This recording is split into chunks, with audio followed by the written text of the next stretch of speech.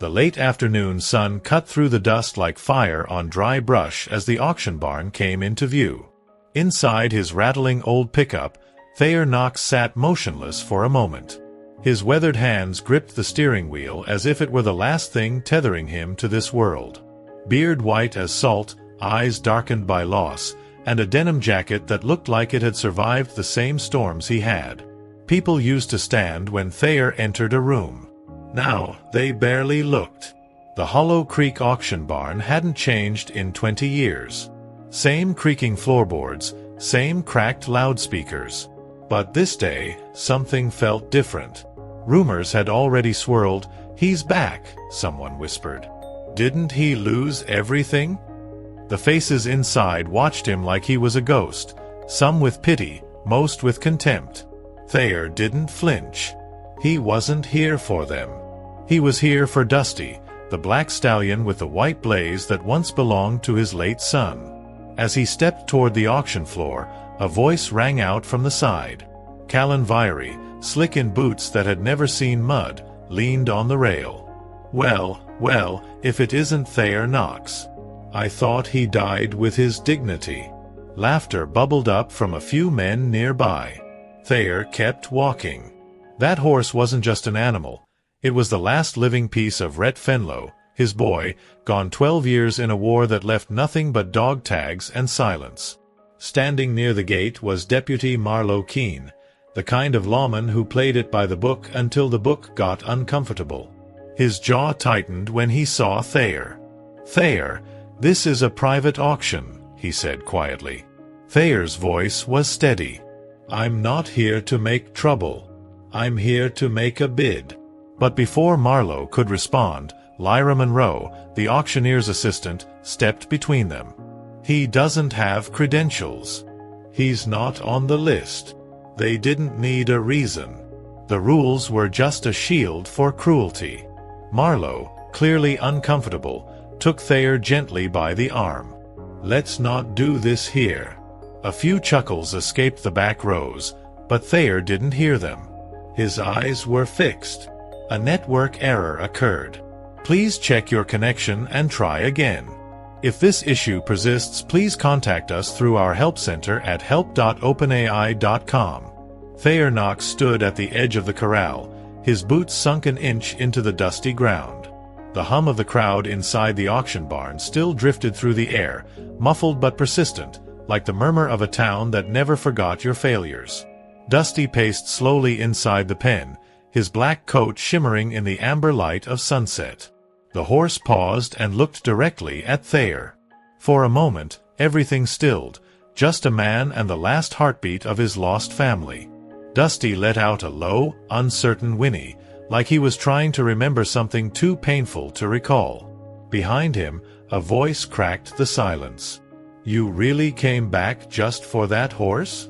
It was Juniper Lane, the stable caretaker, older now, with silver in her braid but eyes still sharp. Thayer hadn't seen her in over a decade. She leaned on the fence, arms crossed. "They're not gonna let you back in there, Thay." Virey's got the crowd in his pocket. Thayer didn't answer. He simply held up the check. Juniper's brow furrowed. "That all you've got left?" He nodded once. She sighed. "Damn fool." Inside, Callen Virey was already laughing, raising his voice so the crowd could hear. "Guess the war hero couldn't take the heat. Can't bid with broken dreams, folks." The words stung, but Thayer had endured far worse. His body might have aged, but the fire inside hadn't died. It had only learned to wait. He turned to Juniper. "Can you get me 5 minutes in there?" "Just 5. She hesitated, then nodded. "I'll try. But you owe me." She disappeared behind the stables, slipping through a side entrance only staff used. Thayer took a slow breath and turned back to Dusty, whose ears twitched at the sound of his name softly spoken. "You remember me, don't you, boy?" The horse stepped closer, then closer still. When his head lowered slightly toward the fence, Thayer reached out. Their connection hadn't broken. It had only been buried under years of silence and sorrow. Back inside, Lyra Monroe had taken the stage beside auctioneer Rhett Fenlow, Thayer's estranged nephew, who'd inherited the auction house after his father's passing. Next item, folks, Lot 42, black quarter horse. Strong build. Former rodeo line. Thayer knew that line was a lie. Dusty had never been for show. He was a soldier's horse, trained to respond to pain without flinching. The bidding began, and numbers flew through the air. $2,000, $3,500, $4,200. That's when the door creaked open. Thayer walked in slowly, check in hand, face unreadable. The room fell silent. Every eye turned to him. Rhett stared down from the stage, confused and uneasy. From the back of the barn, Juniper whispered to no one in particular, "Here comes the storm." For a long second, no one spoke. The old wood floor groaned beneath Thayer Knox's boots as he moved slowly toward the front, shoulders square, eyes locked on the auction block. He didn't flinch under the stairs, half curious, half venomous. The only sound was the rustling of the wind outside and the slight creak of the barn's tin roof. In his right hand, folded neatly but firm, was the check. 10,000. Every cent of what he had left. Rhett Fenlow, standing stiff behind the podium, leaned into the microphone. "Mr. Knox, this auction's already underway." His voice was cold, professional, but underneath was a thin layer of unease. He wasn't expecting his uncle to show up again, not after being removed in front of half the county. Thayer didn't stop walking. He climbed 2 steps onto the platform, ignoring the murmur rising from the crowd like a rising tide. "I'd like to place a final bid," Thayer said. His voice was steady, stronger than anyone remembered. He laid the check on the table between them. Rhett looked down at it, jaw tightening. "You're not registered. You've been ejected. We have procedures." Behind him, Lyra Monroe shifted uncomfortably. She looked at the check, then at Thayer, then back to Rhett. "It's a certified check," she muttered. "Legally, we can't ignore it." From the back of the barn, Callen Virey stood up. "This is a joke," he barked, face red with disbelief. "He's not one of us anymore. He can't just—" A network error occurred. Please check your connection and try again. If this issue persists, please contact us through our help center at help.openai.com. Callen Virey's voice cut through the barn like a blade. "He can't just walk in here with some pity check and steal the damn horse." The crowd stirred, some nodding, others watching in stunned silence. Thayer Knox didn't move. He kept his gaze fixed on Rhett Fenlow, daring him to ignore the paper that now sat between them. A check backed by a lifetime of sacrifice and regret. Rhett hesitated.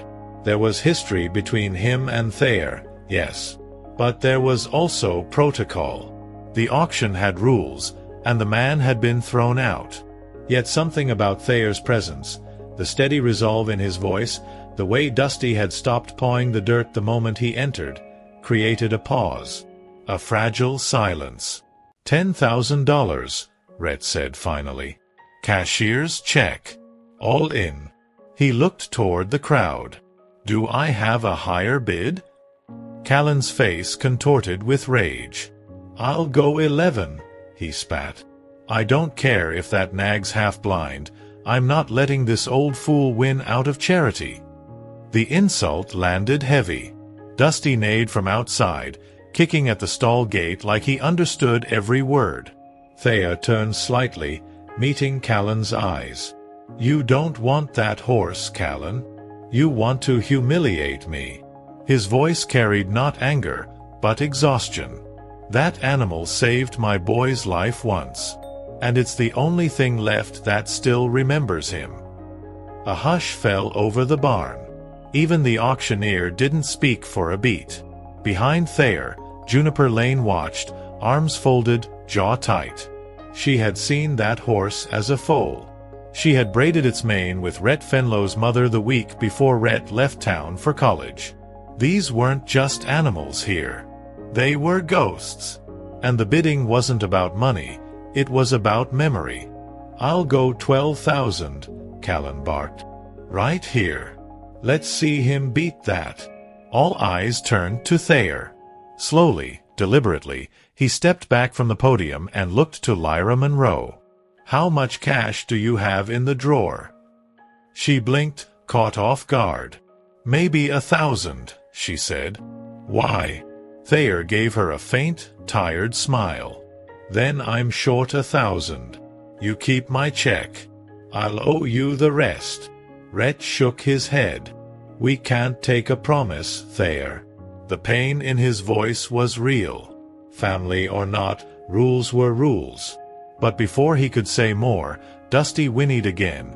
Loud, sharp, defiant. It silenced everything. Thayer turned to face the pen. "Then let the horse decide," he said softly. "Open the gate." The barn fell deathly quiet.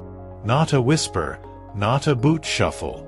Just the rhythmic thump of Dusty's hooves as he paced inside the pen. Thayer Knox's words hung in the air like a prayer. "Then let the horse decide." Rhett Fenlow looked stunned, unsure whether it was madness or something sacred that had just been proposed. Lyra Monroe stepped closer to the gate, eyes darting between Rhett and Thayer. "He means it," she whispered. Callen Virey scoffed. "This is ridiculous. What is this, a rodeo trick? He thinks the horse is gonna choose him like a damn puppy." But even he didn't laugh. Something in the way Dusty had frozen, ears perked, muscles tight, had shut everyone up. Thayer walked to the gate and gently placed his palm against it. He didn't speak again. No whistles. No commands. Just presence. Just memory. Rhett sighed, the weight of the moment pressing on his chest like a boulder. Slowly, he gave Lyra a nod. She unlatched the pen. The gate creaked as it swung open.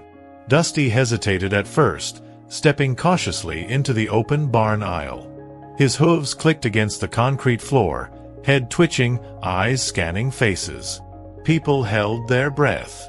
It was like watching a ghost navigate a room of strangers, searching for something lost. Juniper Lane felt tears sting her eyes. She remembered Dusty as a colt, chasing Rhett and Rhett Fenlow's little sister down the fence line. She remembered Rhett's mother, gone now, who used to call Dusty the heartbeat of the ranch. None of them had expected the horse to return. But here he was, moving slowly past Callen, who reached out awkwardly and clicked his tongue. Dusty flinched and kept walking. And then, with no fanfare, Dusty stopped in front of Thayer. Not dramatic. Not showy. Just still. His head lowered slightly. Thayer raised his hand, and the horse pressed into his palm like a long-lost friend. The barn seemed to exhale all at once. The bond was unmistakable. A connection not formed by money or showmanship, but by pain, shared silence, and something too deep for words. Callen stepped back, humiliated but speechless. Rhett looked down at the check still resting on the table, then to the man and the horse in front of him. "Sold," he said quietly, almost reverently, "to Thayer Knox." No one applauded. No one spoke. It wasn't a victory. It was something else. Something that made men shift in their seats and reevaluate what they thought they knew about worth. Thayer leaned forward, forehead resting against Dusty's. In that moment, nothing else mattered. No land lost, no reputation shattered, no battles fought overseas or at home. For the first time in 12 years, he felt whole. The dust had barely settled when Thayer led Dusty out of the auction barn. No one stopped him. No one dared. Some lowered their heads in quiet shame. Others watched him like a man walking out of a fire, holding something sacred. But just past the stable doors, Deputy Marlowe Keene stepped into his path. He didn't have his hand on his holster, just a paper envelope in his fingers. "You need to see this," Marlowe said, voice low. "I was supposed to give it to you years ago, after your son passed. But it got buried. In a drawer. In my conscience." He extended the envelope, yellowed with time, addressed in careful handwriting. "To my father, in case I don't come home." Thayer stared at it, blinking hard. His throat tightened. He took the envelope with shaking hands, stepping to the side as Dusty stood patiently beside him. The barn faded behind them. Thayer sat on a nearby bale of hay, the letter trembling in his grip. Juniper appeared quietly, standing beside Marlowe. No one spoke. Thayer opened it slowly, unfolding the lined paper, now fragile with age. "Dad, if you're reading this, I didn't make it back. But that's not why I'm writing. I need to tell you something I never could say face to face. I know you blame yourself, for the farm, for Mom, for the silence that settled between us. But I never did. I saw everything you gave up for this land, for me. Dusty's more than just a horse. He's proof that something we built together survived."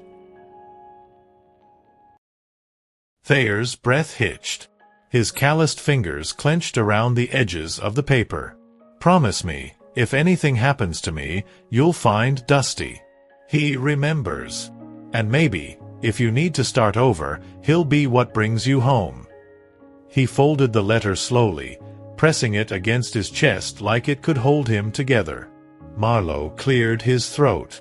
"I should have given that to you the day the body came back. I didn't. I didn't know how." Thayer nodded, not angry. "Just tired. You did now." Inside the barn, Callen Virey seethed alone, humiliated but not defeated. He leaned against a post, arms crossed, watching Thayer through the slats. He hadn't come just to buy a horse. He'd come to reclaim something the town never wanted him to have again: dignity. And that made him dangerous in ways Callen hadn't prepared for. As the sun dipped below the trees, Thayer mounted Dusty slowly. No saddle. No ceremony. Just a man and a promise kept. And behind him, Hollow Creek began to whisper again, but this time, the tone had changed. The ride back toward the edge of Hollow Creek was slow, deliberate. Dusty moved with careful grace, like he knew the weight of what he carried wasn't just Thayer Knox, but something heavier: truth, memory, and legacy. They passed old farmhouses, broken fences, and crooked mailboxes. A few folks watched from porches, frozen mid-coffee sip or mid-cane step, eyes wide. No one waved, but some nodded. For the first time in years, they didn't see a fallen man. They saw something rising. Thayer guided Dusty along the old gravel path toward what remained of the Knox ranch. The gate was rusted open, barely hanging on one hinge. Weeds had overtaken the front yard, and the barn leaned like it was too tired to stand upright. But the silhouette was there, the bones of what once was a life. He dismounted slowly and let Dusty walk free. The horse wandered toward the collapsed stable instinctively, as if pulled by memory. Thayer followed in silence. Inside the house, the floorboards groaned like they remembered his footsteps. Dust covered every surface. The same cracked photo frame still sat on the mantel. Thayer, his late wife May Knox, and a young Rhett Fenlow, before they grew apart. He picked up the frame and wiped the dust away, staring at faces that hadn't aged with him. That house wasn't just abandoned. It had been waiting. Later that afternoon, Juniper Lane showed up with a box of supplies: canned goods, nails, and a hammer. She didn't knock, just walked right in, like she used to. "You planning to rebuild or haunt the place?" she asked. Thayer gave a dry half-smile. "Little of both." She set the box down. Words already spreading through town. Some folks are calling it a miracle. Others say it was staged. But everyone's talking. Meanwhile, in town, Callen Virey was stirring the pot. Inside the Hollow Creek feed store, he leaned on the counter, voice dripping with venom. Man shows up outta nowhere, wins a horse with a sob story, and now folks act like he's a war hero and a prophet. That ain't redemption, it's manipulation. But not everyone nodded this time. Lyra Monroe, standing near the back, folded her arms. You tried to outbid a dead soldier's father. Let it go, Callen. Back at the ranch, as the sky turned soft with evening light, Thayer sat on the porch with a tin cup of black coffee. Dusty grazed nearby. The silence wasn't lonely anymore. It was alive. Echoes of laughter, hammering nails, old music through the radio. Things he thought were gone. Things that, somehow, remembered him too. The knock came just after midnight. Thayer Knox had been dozing in the old rocking chair on the porch, a wool blanket draped over his legs and Dusty resting nearby under the overhang. The night was cool, stars scattered like ash across the sky. But the knock, firm, deliberate, was like a hammer on glass. He stood slowly, joints stiff, and moved to the door. Standing there was Rhett Fenlow, his nephew. He looked older than his 39 years. Stress had carved hard lines into his face. In his hand, he held a small wooden box.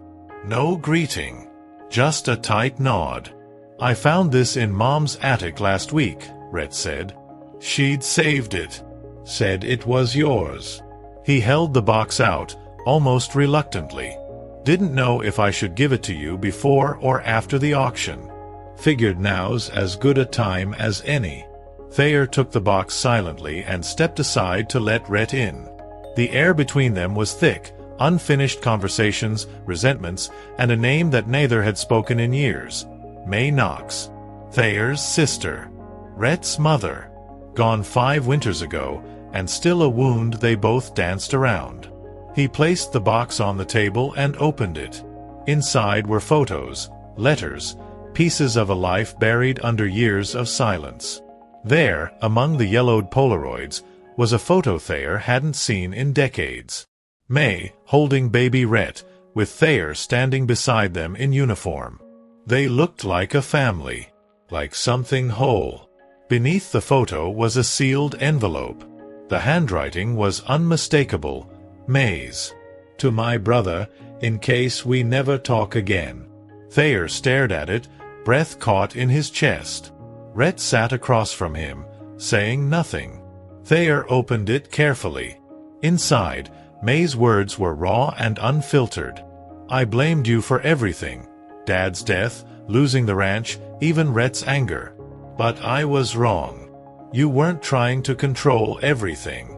You were just trying to hold it all together when no one else would.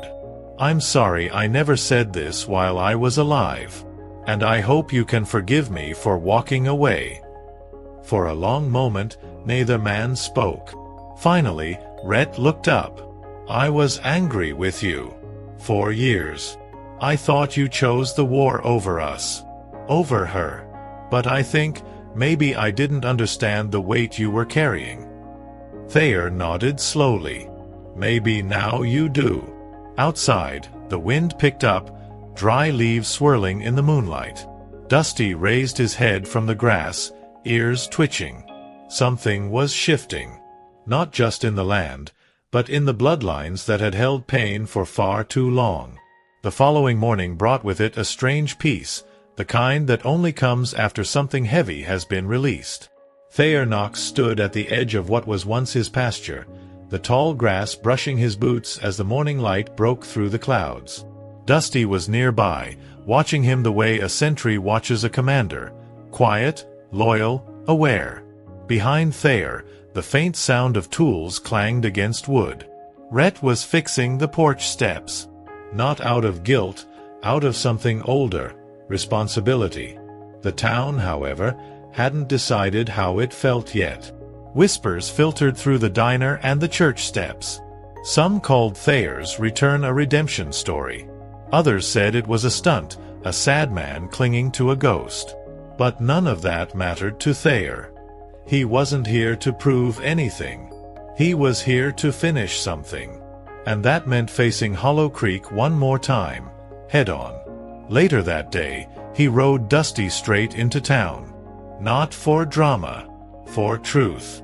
He tied the horse outside Bennett's Feed and Grain, tipped his hat to a few shocked onlookers, and stepped inside. At the back of the store stood Callen Virey, arms crossed, like he'd been waiting. "So, the war horse decides to march through town again," he said. "What now? Want the whole place to throw you a parade?" Thayer didn't blink. "I came to tell you this face to face. I don't want your land. I don't want revenge. But if you ever come near that horse again, or my ranch, or the people trying to help me rebuild, I will put you in the dirt myself. And I won't lose sleep over it." Callen laughed, but it was hollow. Big words for a man who needed a pity check to buy his own animal. Thayer stepped closer, his voice low and final. "That wasn't pity. That was debt paid. My son died in a war you were too cowardly to understand. That horse was all I had left of him, and you tried to take it, for sport. That's who you are." Callen's jaw twitched, but he said nothing. The air was thick, every man in the room holding his breath. Then Thayer turned and walked out. Outside, Juniper Lane waited by Dusty with 2 bags of feed. "You told him, didn't you?" she asked, handing him the sacks. Thayer nodded. He needed to hear it. She gave him a small, proud smile. "Good. Now let's finish what your boy started." As Dusty trotted back toward the ranch with Thayer in the saddle and Juniper driving just behind in her truck, Hollow Creek watched. And for the first time in years, it didn't look away. A week passed. Then another. And with each sunrise, something changed on the old Knox ranch. Dusty found his rhythm again, galloping through the open fields like no time had passed.